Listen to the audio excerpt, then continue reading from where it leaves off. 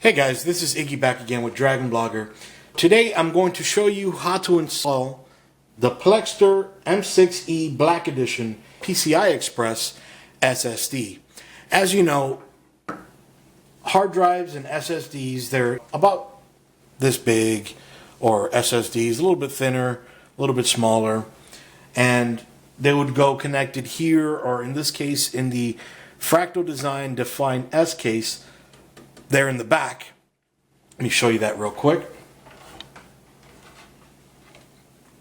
You can see right here, I have my Patriot Ignite 480 gig, my Samsung. I have a mechanical hard drive up here, a mechanical hard drive here, and a Kingston HyperX 240 gigabyte here. And by the way, this is an 850 Evo 500 gig.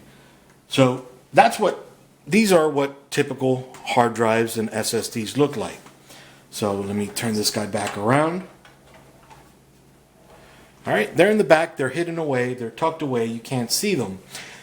With this, you don't actually even have to bother with that. Now mind you, you may want a second drive for storage and everything. This particular one is only 128 gigs. They do make a 256 gig and a 512 gig PCI-E SSD card as well. But again, this particular one is 128 gigs. So I'm going to show you how to install it. First off, I will mention, even though it is a PCI-E card, it's going to be sucking some of the power out of the PCI-E slot back here. It does actually require a SATA power cable. So you are going to need a cable coming from your power supply to connect in here. Hopefully we can make it look nice. Actually, I ran out of mine. It's a modular power supply, but I don't know where they are right now. So luckily, I still have some Molex connections. This is what a Molex connection looks like, at least the female end. And this is what it looks like on the male end.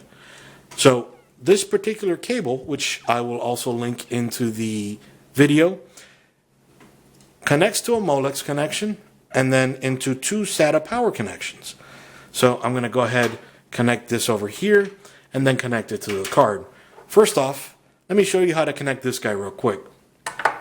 You're going to want to look for a PCIe by 8 or by 16 slot. You can use this guy. In this particular motherboard, this is the Asus Sabertooth Z87, but you may have a different board.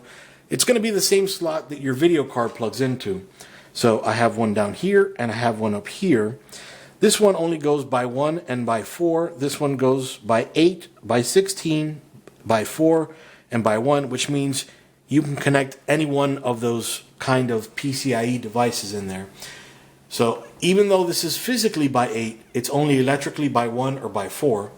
So I'm going to go ahead and unscrew this guy to install the SSD. All right. And just slide the PCIe cover out of the way. So now it looks like that, just a big old hole right there. All right, and now, super simple. We just slide the card into place and just push it in. And there you go. So and let me go ahead and screw it in real quick. Right there, you see how I've installed that PCI card.